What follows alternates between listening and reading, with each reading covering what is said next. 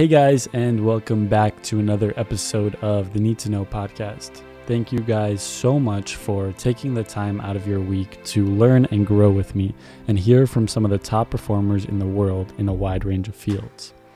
I've thoroughly been enjoying the ability to speak and meet with my amazing guests and hope that you have enjoyed it as well. If you have been enjoying these episodes, I would love it if you took a few seconds to go to the iTunes store to rate my podcast and review it, as that would mean so much to me. Now, today's guest on the podcast is leading functional medicine expert and best-selling author, Dr. Will Cole.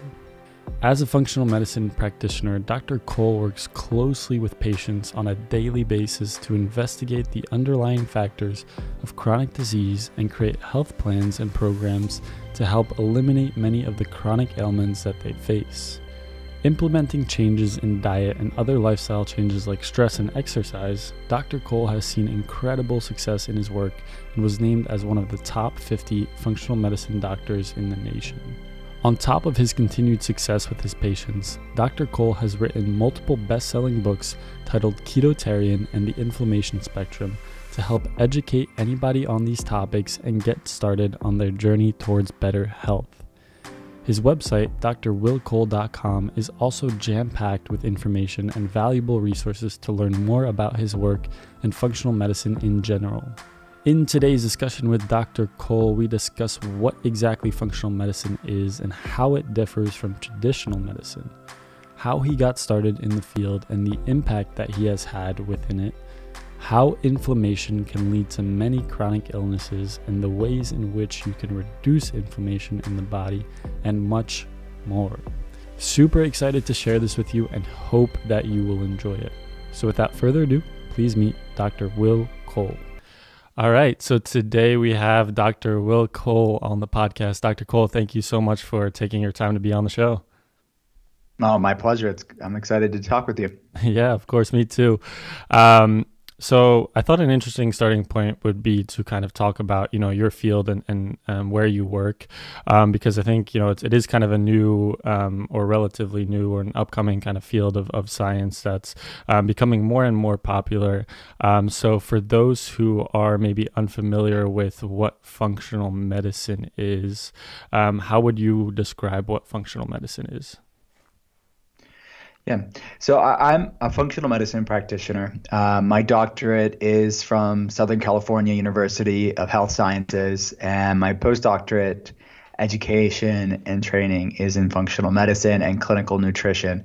So my day job, I consult patients online via webcam, like we're talking now, in other states and countries, and drop shipping them labs and giving them a functional medicine perspective on their case. So what that means, and if I had to differentiate between functional medicine and conventional medicine, the first thing is we interpret labs using a thinner reference range. So anybody that's listening or watching will know when they get their labs done from their GP or PCP or any other conventional setting, they'll have their number on their lab, and then they'll have this reference range. Well, that reference range that they're being compared to, that X to Y interval number, is largely based on a statistical bell curve average of the population of that lab or general population of people.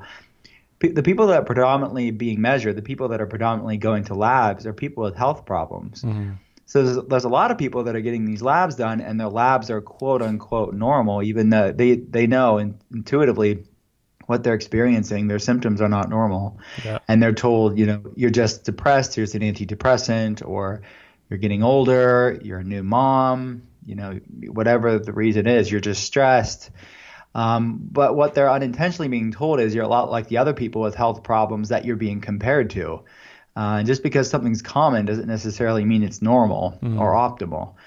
So in functional medicine, we're taking people with health problems out of that reference range to look at optimal, vibrant wellness. Because when you're taking health problems out of that comparison, that reference range, then you're comparing the patient, to people that feel fantastic and live long, healthy lives. Yeah. So that's the optimal range, or what we call the functional range, where your body is functioning the best, where we get our name, functional medicine. So that's the first thing we do differently. So we as far as our clinic is concerned, we put the labs on spreadsheets and we color code them. We get super geeky and like get like an objective baseline, evidence-based baseline to understand the nuanced gray areas that could be explaining why somebody is feeling the way that they're feeling. We deal a lot with autoimmune issues, hormonal problems, fatigue, anxiety, depression, digestive problems, metabolic issues. So these are really important to look at that from that lens of that functional range. The second thing we do in functional medicine is we run more comprehensive labs. So we're not just running the basic tests. We're looking at things like microbiome issues, toxicity, chronic infections, biotoxins, hormonal imbalances, nutrient deficiencies, and then non-measurable things too. I mean, looking at stress and sleep and other lifestyle things that are instructing the lab. So we're looking at all the underlying root causes of why people are feeling the way that they do. So that's based on a comprehensive health history. And we realize we're all created differently. There's not a cookie cutter approach to getting healthy. What works for one person, even if it's a healthy thing, may not be appropriate or helpful for the next person.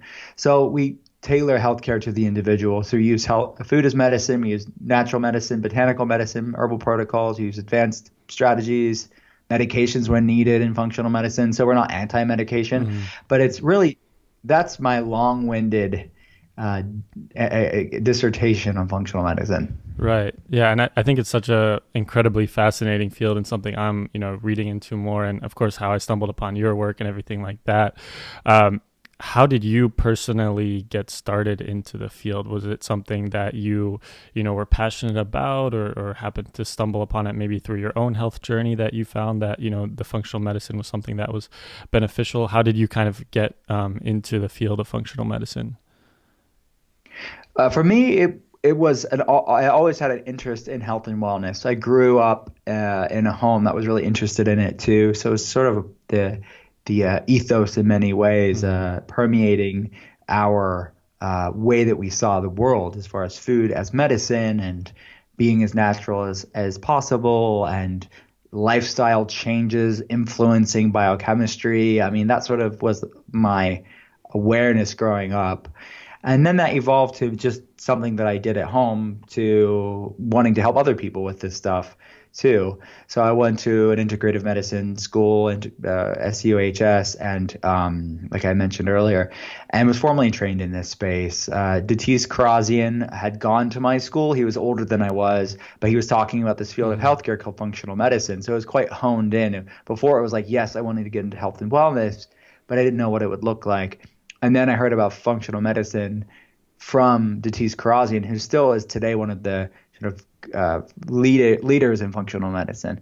And that's when I really leaned into it full force, and I never looked back. And that was a long time ago. I've been practicing seeing patients online for the past 11 plus years at this point. I live and breathe this space of functional medicine, but it kind of started out with just interest in functional medicine, in health and wellness. And then that evolved to functional medicine. But I have autoimmune conditions on both sides of my family. Yeah. I myself have a double SNP or single nucleotide polymorphism. It's a gene variant for the MTHFR gene at the C677T, which just means genetically my body's not that good at detoxing certain things, and it's not good at recycling something called homocysteine down, which is an inflammatory protein, which is associated with a lot of different inflammatory issues and autoimmune issues. So I had that, predisposition for autoimmunity too, and somewhere on this autoimmune inflammation spectrum that I talk a lot about. And I saw that playing out on both sides of my family, like MS symptoms, celiac symptoms, type 1 diabetes, Hashimoto's, autoimmune thyroiditis, so many issues on my mom's side and my dad's side that I was like, okay, I want to do everything I can to have agency over my wellness. I can't control everything. I know that. I'm not God. I don't pretend to be able to impact everything, but there's a lot of influence that we wield on our biochemistry, and research estimates that 80 to 90% of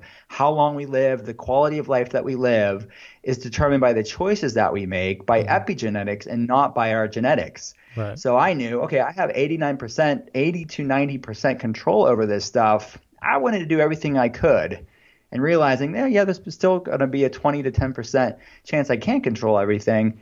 But that is really the message that I have for myself first, and now that I have for my patients. Yeah, and I think that's such an incredibly important distinction that you just made when it comes to kind of epigenetics, because I feel like most people, or at least, maybe the more traditional sense of thinking is, you're born with a certain amount of genes, and, what's set to happen to you is based off of, your family history or what you're predisposed to. But, as you mentioned, I think the daily factors of what you're putting into your body, the stress, the exercise you're getting, also plays, arguably a much more important role than your genetics. So can you just maybe elaborate a little bit on that, or how do you try to kind of talk to your patients about that? Because I'm sure that there's still a lot of people that are kind of skeptical about the whole idea of that concept. Yeah, you're right. It is an old school view that, if my mom had it or my dad had it, it's just genetics, genetics, genetics. And now we realize genetics is less this immutable predestination for most people. And genetics is more like a light switch. It can be turned on and turned off, genetic expression. Yes, people can have predispositions for things, but is that gene being expressed or not? Yeah. And epigenetics are the things that influence genetic expression. So that's the foods we're eating or the foods we're not eating, our stress levels, our lack of stress, our exposure to toxins, our sleep, physical activity. All of these things are constantly and dynamically influencing genetic expression and turning off and turning on different genes. So that is what research is now pointing at, the new understanding of genetics, the current data out there as far as scientific literature is concerned, is that as far as health span and lifespan, the majority of how long and how healthy someone lives is through epigenetics, the lifestyle things that influence genetic expression. So I understand why maybe someone was raised a certain way and told a certain thing, or maybe they're really not into health and they just always thought that because that was kind of common lore, but it is really not what the science is pointing to today. And you don't have to be in functional medicine to see that. This isn't a functional medicine opinion. This is across the board, geneticists and health and wellness, and I mean just anybody in the space of knowing the current research is pointing to these facts that we wield a lot of influence. Now, the debate is, well, what do you do? And I think that goes back down to bioindividuality, which is really the heart of functional medicine, is that finding out what works for your body, what makes you feel great, what does your body love, what moves the needle for you both subjectively, the quality of your life, but also objectively, what gets your labs looking freaking fantastic. Right. That's what I want for my patients. So we have that baseline. We put all those labs on spreadsheets. We see the things that are not optimal, and those labs are a reflection of why they feel the way that they do. And then we can lean into different tools and protocols to get these labs looking great, which is going to be reflective in their quality of life. Yeah, definitely. And again, it's such a powerful, I think, way of approaching things. And, we're definitely seeing more and more kind of an explosion of the functional medicine scene. And in your experience, when it comes to, dealing with patients, would you say that most of your patients, you're kind of like the first point of contact, or maybe like how do you see yourself in terms of like also aligned with traditional GPs or doctors? Is it sometimes also maybe patients that have seen a GP and have like maybe just have frustrations with treatments aren't working out for them, or there's all these side effects from the medications that we're taking? Like what would you say kind of I'm sure there's a mix, but what would you say kind of like generally your patients come to you for? At this point in my clinic's career and what I do, most of our patients have seen and exhausted conventional medicine. They've gone through everything that conventional medicine has to offer them as far as medications are concerned and different treatment modalities. They've even experimented with different alternative therapies as well. They've maybe gone to different integrative medicine doctors, different homeopathic, naturopathic doctors. They've read all the diet books. They're very erudite in that way. They've done their research. They're very well read. They're informed. a lot of our patients are in healthcare. We have one of our top patient-based profession-wise are nurses. It's interesting. Our top patient-based profession-wise are nurses, school teachers, Really? and engineers. Wow. Yeah, and I found over the years, like from a profession standpoint, the common link between nurses, school teachers, and engineers is a love of spreadsheets. And they like seeing the data on the spreadsheets and being, quantifiably being improving and getting to the root cause, which really speaks to the engineers too, and not just covering up symptoms with medication. So, and the teachers get the fact of being, they respect the fact of being guided through things. And so it's a really interesting group of people, all very smart people, but they are still struggling despite their best efforts. So I'm not used to like the standard, like Biggest Loser kind of thing where it's like, don't eat McDonald's, work out more. I don't get that very often. I would love to get people that like that. I mean, that's fantastic. But I'm used to really difficult cases, complex cases, beyond the basic cases where they're doing all the things, but despite their best efforts, they're still struggling. So we're used to a pile of labs and that they've had done already, and they're probably better off than they would be if they weren't doing all the things they were doing. That's not to say everything they're doing is in vain, but they're still stuck at a plateau. There's still something missing, and we're there to see what's missing, to give it a fresh perspective, to vet everything, and to be a guiding force through this. Because sometimes they're doing good things, but there's no cohesion. There's sort of disorganized management of the case that I think they need a cohesive management and guidance through that, and a sounding board and a objectivity to it all. So that's the type of case that I'm used to seeing. Yeah. And kind of going off of that as well, I think especially in more of like traditional medicine, I wouldn't say doctors are necessarily as incentivized to really, get to know the patient, know the underlying symptoms and causes of what their health issues are. I think a lot of times it's easy to just, see a patient, diagnose a disease or symptoms and prescribe. So, I think that's also what's so interesting about traditional medicine. It seems like you guys are kind of tackling it from it more of like a real analytical standpoint and really getting down to, the root causes and things like that. So how important to you is just really getting to know your patient, really spending time with them, and then also, learning about what the underlying causes and symptoms of their larger health issues are? That's a great question. So I see it as this duality of functional medicine. There's the science and then there's the art. The science is the labs and the spreadsheets, getting to the root cause, being evidence-based, like I mentioned. But the art is just as important. And that is holding space for them. It's being present for them. It's taking that comprehensive health history and not just going through the forms and the questionnaires and the labs and all that stuff and asking them questions. It's seeing the person behind the forms, behind the labs, what's the person that's gone through this? How does it impact them mentally and emotionally? What's their support system look like? What's the space in between the words? What's even not to sound too out there, but what's the energy frequency of the space? Like in Western culture, it's less like the emotional intelligence is lost sometimes, but in Asian culture, it's emotional intelligence is quite more well respected, where it's the air of the room in a way. And I'm consulting patients online, but you still can do that. It's really holding space for them, being present for them, hearing them, listening to them, and asking the appropriate questions to uncover things that may have been missed, to dig deeper. So it's really important. And the way that we operate the clinic, we're considered a concierge functional medicine practice. So patients have full access to us. We really immerse ourselves to give them a lot of thoughtfulness and due diligence and support. And that's what my week and my team's week is spent largely doing, because these cases do require a lot of guidance, because there's a lot of life that happens in between visits. It's not enough to just do functional medicine care with a conventional model, if that makes sense. It's not enough to say, do this functional medicine thing on this visit for the next 45 minutes to an hour, see you in 3 months.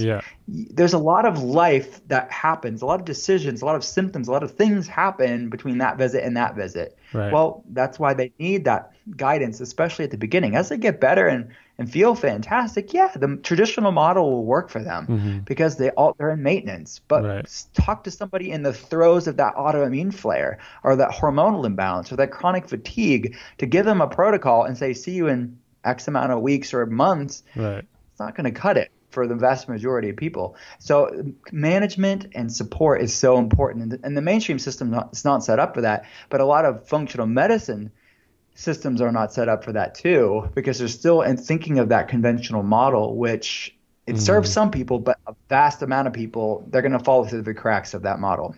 Yeah, definitely. I completely agree with you. And, kind of segueing to more of kind of the underlying causes of a lot of people's issues and something you talk extensively about, especially in your new book, the inflammation spectrum. So for those who are maybe, a bit unfamiliar or don't really know how to define it, what exactly is, inflammation and how does it affect our overall health? All right. Yeah. So that's a good point. And it is quite ambiguous, nebulous term, inflammation. What is it? People think of it, they can think of it as something that's not maybe good. They think of it as maybe the swollen joint or the migraine or the sore muscles. That's like what they think of commonly as inflammation, which is all true, although those are inflammatory.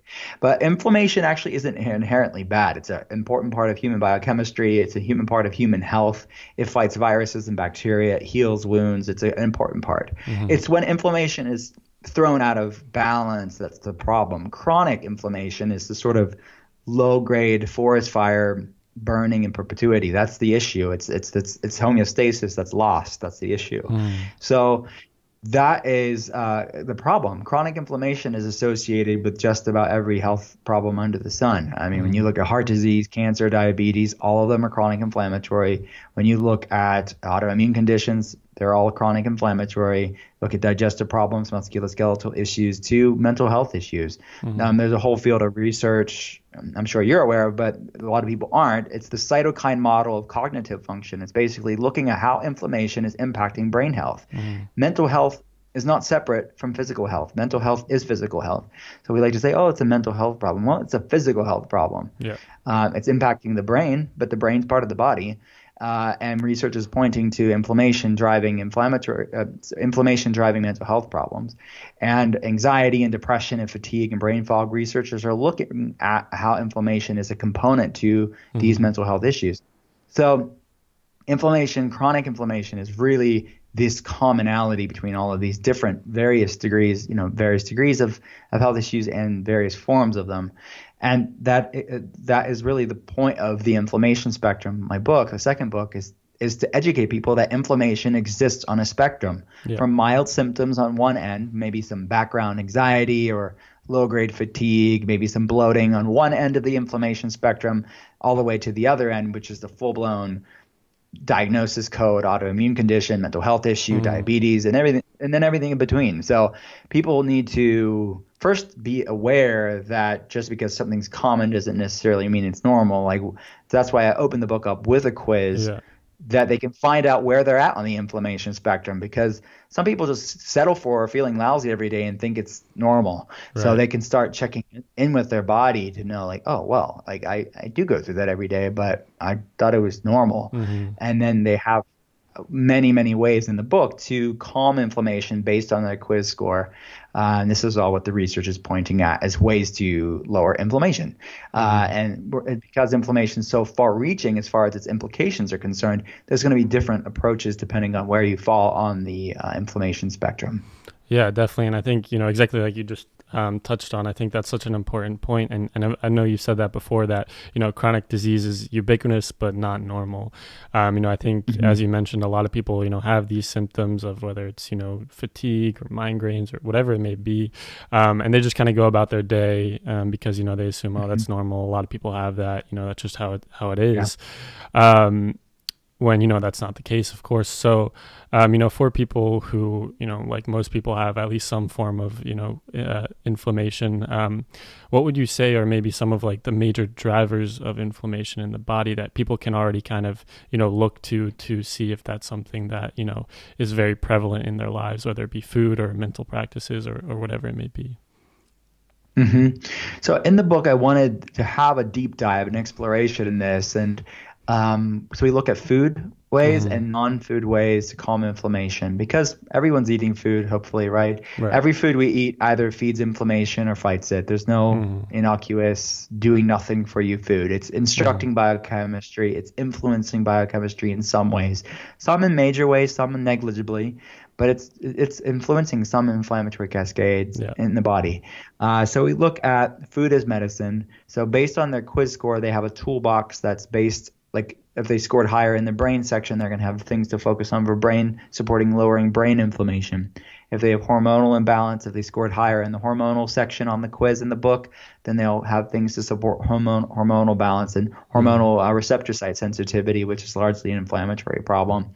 A lack of hormonal resistance, and so on and so forth. We go through 7 main sections as I see the inflammation spectrum. So we're looking at brain health, gut health, the connection between the two, hormonal health, blood sugar regulation, detoxification, musculoskeletal. We look at autoimmunity as a separate entity when the immune system actually attacks the body. And then the 8th section is the interconnectedness of the 7. It's what I call polyinflammation. So they're going to each have their own toolbox of different foods and practices to focus on based on that quiz score and where they fall on the inflammation spectrum. And then they'll have their own unique food plan based on the total quiz score. So they scored higher on the quiz, they're going to have a more advanced track to lower inflammation and calm things down. And if they scored lower on the quiz, maybe they're going through some things but nothing major, then they're going to have a simpler track. So I wanted it to be approachable for people and be tailored to people, because not everybody needs the same intervention. So it's all really the heart of functional medicine. I tried to get it in the book is tailored, approachable care that's customized to the individual. So through the quiz, it's allowing the reader to choose their own wellness adventure in a way. So and then there's non-food stuff too. To your point, it's not just about food. So we talk about the non-food inflammers. So we're looking at things like stress. We're talking about things like sleep, social isolation, screen time, social media addiction, toxins. All of these things are also influencing inflammatory cascades. It's not just about food. So, but the non-food inflammers, not everybody's going to have all of those things. So for example, like if maybe somebody has to focus more on screen time and like social media addiction and sleep, but they're fine with the social connection. They're not isolated. They have a good support system. So I wanted to give the big picture of the different things they could pick from and to work on over these weeks that we're working together in the book. But so that's the non-food inflammers are important, but I want people to focus on the things that they're having the most problems with. The food is going to be tailored more to the quiz results. Right, definitely. And, that segues perfectly into, food. I definitely want to discuss, that more with you, because I think, food's almost become close to politics at this point, where there's so many different diets and views and, what foods are the best and what diets, whether it's veganism, keto, that kind of stuff. So when it comes to your patients and when they come in, what is your approach towards diet advice? Is it largely based off of the labs, or is there, how do you kind of approach that diet advice to your patients? Yeah, well, as far as the clinic is concerned, I did the best I could in the books to bring bio-individuality in both the books, in Ketotarian in my first book and in the inflammation spectrum. They are a lot of bio-individual. How do you use these as tools in your life? It's not a one-size-fits-all approach within the books and context of it all. But you can't encapsulate every little nuanced thing in real life in a book. So that's where care comes in. So I have a lot of patients that have read the books, they're doing certain things, they're better off than they would be, but they're looking for taking it to the next level to have someone look at their labs and vet this stuff and look at their health history and vet this stuff. So then you can take all that data in the book and really make it tailored to them. Right. Now, so I don't have a cookie cutter diet for everybody. I mean, looking at things like food sensitivities and gut issues and chronic infections and hormonal imbalances and personal preference, there's both diagnostic, a clinical experience, and personal preference on the patient's part. Those are three main categories that will be interplayed to determine what foods they should be focusing on, the types of food they should be focusing on, and then if we need to get into the macronutrient context of it and specific micronutrient if they have certain deficiencies of foods to focus on. So it's a lot of different variables to consider. So we build everything from scratch here as far as development of different protocols for people. So we have a team meeting prior to giving that to the patient, and we look at everything they've had done. If we're running things too, we look at all this stuff as well as what is their personal preference. We asking them questions in consultation on like, what are the things you absolutely hate eating? What are the things you typically eat? What are the things that maybe for religious or ethical reasons or like it disgusts you or you have an allergy to or sensitivity to?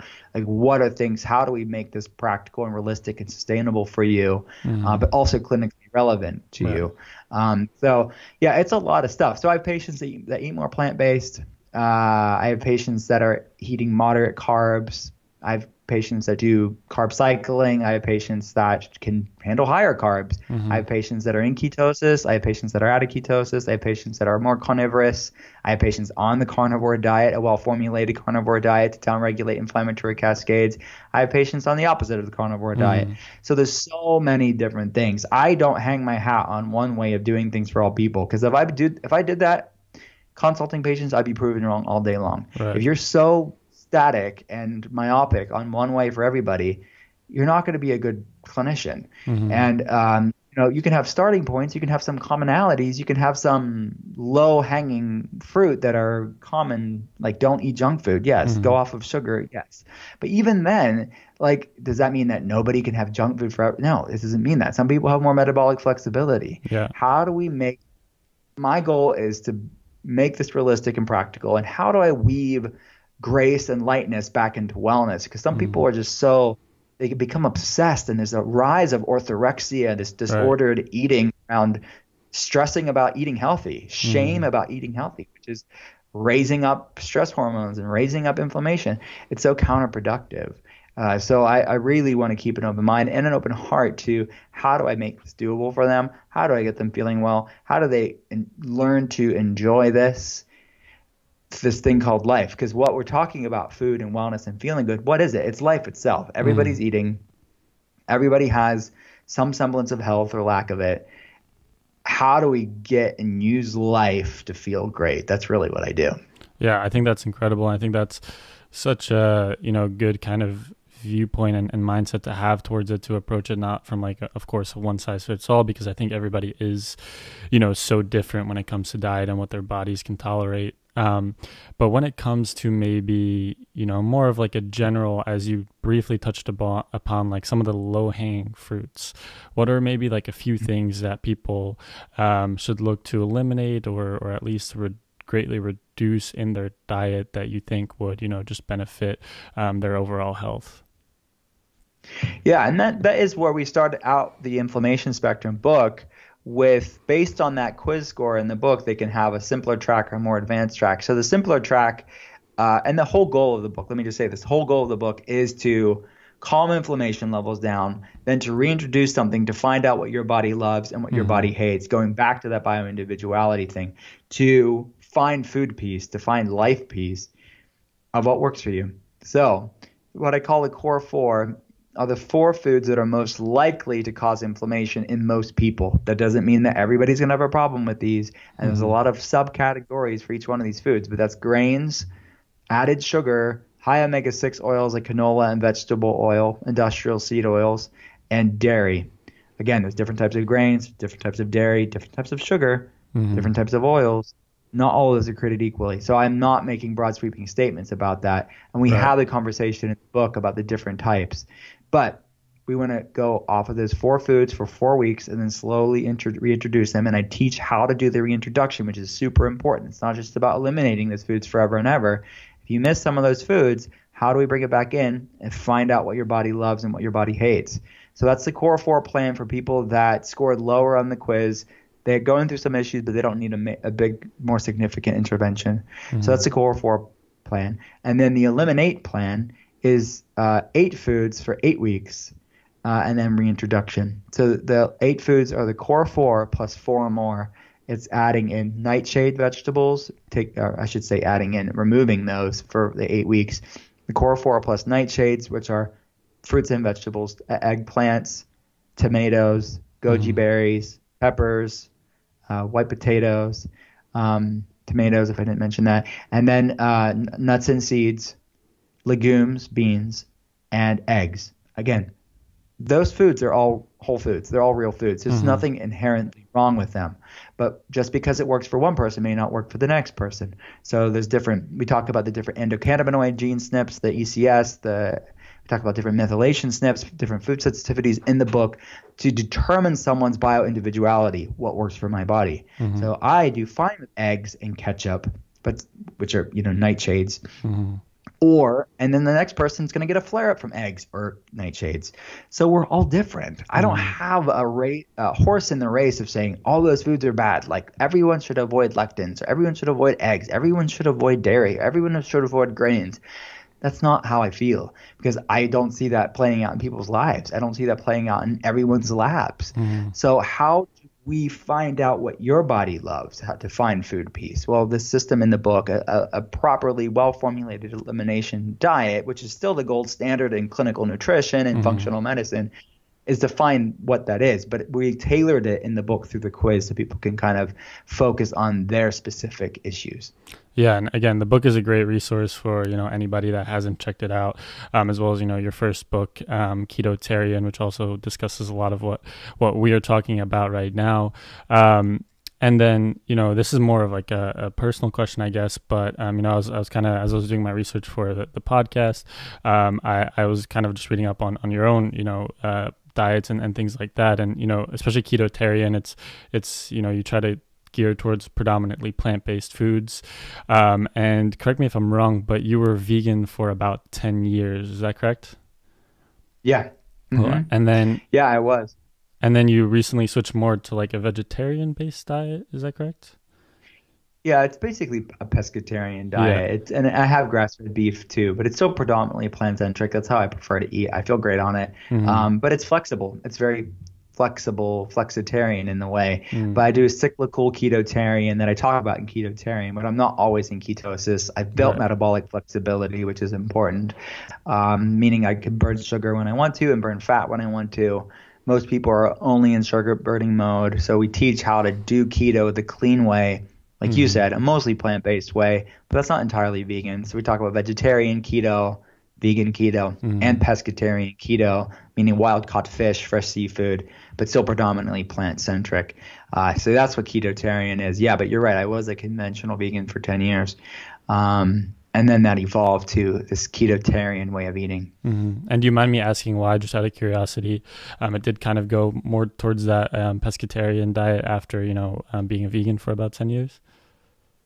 Yeah, so I did talk about this in the book so people can hear, I want them to read the research that I'm referencing right now, the bioavailability of certain nutrients. But the main reasons was I started not feeling so good over the course of those 10 years. And I did it a whole foods way. I didn't do it like a sloppy carbitarian approach. I did it whole foods. I ate lots of fruits and vegetables, legumes, whole grains, predominantly gluten-free. I didn't do it a dirty way, a dirty vegetarian vegan diet. But when you're depending a lot on carbs, even though they were cleaner carbs for fuel, it's not necessarily sustainable for long-term health.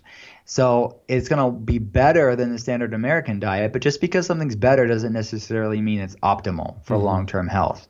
So there's no doubt about it that you can do the conventional vegan diet and be better than the standard American diet. I don't doubt that for one second. But does it come with its own potential pitfalls? Yeah, it does. And I talk about it in Ketotarian. So the main issues are dependent on large dependence on carbohydrates, fruits, starches, carbs, things like that for fuel. And then the higher amount of lectins and phytic acid and plant proteins that can be irritating to some people's gastrointestinal system, specifically people with a family history of autoimmunity like I have, and the bioavailability of certain nutrients, namely iron, B vitamins, and long-chain omega fats, and fat-soluble vitamins like A, D, E, and K2. So those are the main reasons why, and I talk about the conversion of these different nutrients, like the conversion of beta-carotene to true vitamin A, the lack of certain B vitamins in a vegan diet.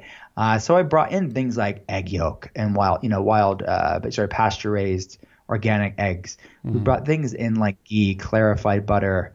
We brought in things like wild-caught fish with their abundant sources of different omega fats and fat-soluble vitamins. So you could still lean into these foods from a bioavailability standpoint, a food medicine standpoint. And I've seen this over the year and a half or so that a Ketotarian's been out. It's not just been a clinical thing where I've been able to consult patients on these things and track labs, but I've been able to see through social media people sharing with me their labs and the reports from their doctor or their own N=1 experiment for themselves on how a Ketotarian lifestyle really has been a game changer for them, specifically with lowering inflammation or helping with autoimmunity or becoming a fat burner and losing weight, or just overall just eating cleaner, which is it's a clean, nutrient-dense way of eating. Yeah, no, definitely. And then that's very interesting. And I think, it kind of keeps harping on this point that, it's not a one size fits all, and, what you think may be best for you or just best in general, may not be optimal, like you said, for your own, diet. And I think that's why also functional medicine practitioners like yourself are so useful because, it does kind of give you those insights based off of, your own body and what your body responds to, rather than just, picking a diet because, that's what you think is healthiest and then kind of basing it off of that. But for those people who are kind of interested in kind of the functional medicine route, or at least getting more into like a holistic health journey where they're incorporating more healthy foods and daily things into their lives, and maybe if they don't have access to, a functional medicine practitioner, what are some other resources, besides your books and your website, which has a lot of resources on it, who are maybe some other people in the field or books that you kind of like to reference people towards? Some other resources, and let me just say this, that's actually been on our heart as a clinic for the past year. We've launched recently an online group class to my day job is doing one-on-one consults like this via webcam, where people need that one-on-one care. But I realize not everybody needs that. Not everybody are at that point in their life where they want to do that. So we recently launched an online group class, which enables us to impact a lot more people in a shorter period of time. So it enables us to lower overhead, to make functional medicine, continue making it more accessible or more affordable to people. So I want people to know that, because all of our patients are just normal working class people. But if maybe not everybody needs guidance even on a group class level, maybe they do just want to read books and articles and things like that. As you mentioned, we have a lot of free content on the site. People can go to drwillcole.com for that. Other doctors that I really respect in this space that are good friends of mine, David Perlmutter, he's a great guy. Him and his son Austin Perlmutter recently have a book out that they should definitely check out. It's called Brainwash. It's about they talk about social disconnection syndrome and different foods, and David has talked a lot about different brain health topics with a brain maker and Grain Brain, and great mind. He's such a smart guy. Terry Walls is a good friend of mine. She's brilliant. She's reversed MS through functional medicine and managing her symptoms and supporting her symptoms that way. Wonderful resource, good dear friend. And Alejandro Younger is a good friend of mine, great friend of mine. He has Clean 7 that just came out. His other Clean Gut, Clean, a lot of good resources with Alejandro Younger. And I think I host a podcast for Goop called Goop Fellas, which is Gwyneth Paltrow and Elise Lonan host the main podcast, Goop podcast. Seamus Mullen, an amazing chef friend of mine, and I host Goop Fellas, which Goop is a great resource. They get a lot of flack on the news, I think, for different things. Honestly, it's hyperbole. If you look at actually what they're saying, the amount of vetting that they do for as far as data and research backing things up, it's just because one is celebrity. I think it's a lightning rod for certain people and polarizing. But if you look at the content, it's amazing content, very well researched, very well vetted. They have a whole medical advisory board vetting stuff. People just need to chill out about that, because if they're looking at the content for what it is, it's good stuff. Doesn't mean you're going to agree with everything, but it's to spark conversation and have free thought. I mean, there's just innovative stuff that not everybody's going to agree on. Right. But that's in anything. You could go on PubMed and there's going to be things you don't agree on, or things that the way that certain things were done, or if a certain study's not formulated a certain way, or something that doesn't jive with your own the proclivities of certain stuff, whatever. I mean, it doesn't mean it's bad. So yeah, I think there's a Mind Body Green, good friends of mine for a long time. Mind Body Green, Jason Walkup's a leader in this space. They came out with a new supplement line that I think is really smart with Thorne and Dr. Roundtree at the Institute for Functional Medicine. So those are my people. I think that and I'm missing other people too, and I probably, but those are some resources to think about. Awesome. Yeah, those are all great resources, and I'll kind of link all those in the show notes as well so that my listeners can check that out.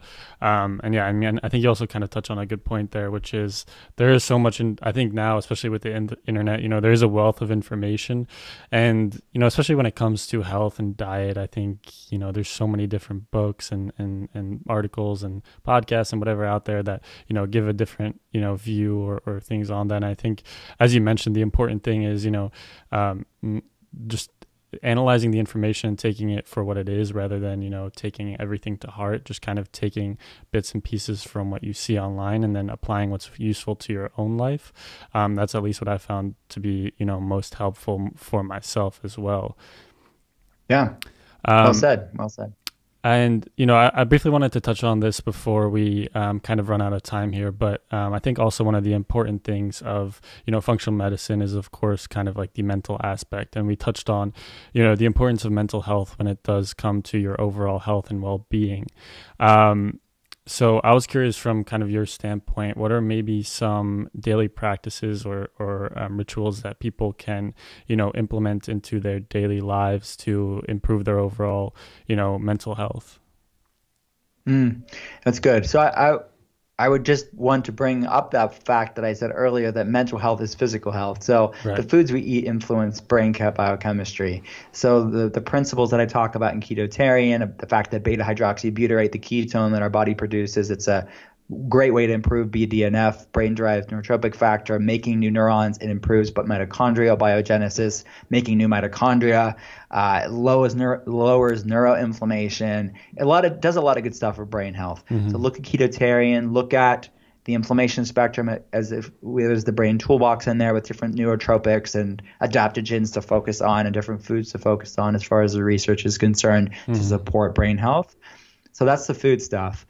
The non-food stuff, some practices that I talk about in the inflammation spectrum that people could lean into, a mindfulness practice, whatever that looks like. I prefer like Eckhart Tolle's like a practice of present moment awareness, inner body awareness. It's just feeling the aliveness of the body, breath awareness.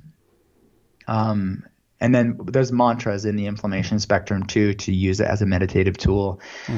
So a mindfulness practice, you could download like the Calm app or Headspace app to get sort of a onboarding in a way of learning practices. But I'd like people to get away from technology and apps to just be alone, be rooted in the present moment. And then after that, I would look at sleep. Definitely paramount. You need restorative sleep. We all do. Just one night of poor sleep has been shown to spike high sensitivity C-reactive protein, the inflammatory protein, let alone the amount of disordered sleeping people are having. Right. So looking at sleep as a rejuvenative tool in their life, and looking at healthy relationships in their life. Surround your people that edify you, that build you up, that elevate you. Don't really prune and edit the people you spend your time with. Yeah. And I would say, even like connecting with nature is probably the next thing. Is we talk about forest bathing and the research out of South Korea and Japan of the benefits of lowering cortisol and inflammation levels and getting out in nature. Yeah. So those are some things for people to lean into. Awesome. And yeah, from like a personal perspective, what are maybe like a few things that you try to do daily in your, life to kind of ground you in that mental being, I guess? Yeah. So I surround myself with positive people. I'm blessed to have an awesome team that I've been able to bring in, that people I really trust, that are positive people that are building me up. Yeah. So that's good. Not everybody has control over that. I get that. Right. If you're working with coworkers, you're not hiring them. So do the best you can with that, and limit your technology. It's amazing. We're connecting to people around the world right now, but we need to have checks and balances. We need to have a healthy relationship. You use technology. Don't let technology use you. And that's important. And that's something that I'm constantly working on, but because a lot of what my job is looking at screens. So looking at things like blue light blocking glasses or apps that do the blue light blocking to help with your eyes and your circadian rhythm and melatonin levels and cortisol levels. I'm a fan of essential oils. For people that are watching maybe on video, there's an essential oil diffuser behind me. I have like a roll-on essential oil thing that has Tulsi, which is an adaptogen, and some other essential oils in there. Yeah. And I have live things in my office. So there's like air plants and succulents and cacti all around me throughout the office, which research shows if you're like I'm actually in nature too. Like there's trees all around me, but for people that are in like more urban areas or they don't have a lot of windows, maybe get things that are alive in your living space or your workspace, because research shows that alone, even that house plant, is going to help to lower inflammation, help air quality, help hormone balance. Even pictures of nature has been shown to do that. Yeah. So if you can't go out and do forest bathing, do the best you can. So these are some things that I think are helpful. Awesome. Yeah, those are all, I think, incredible things that, people can incorporate into their daily lives.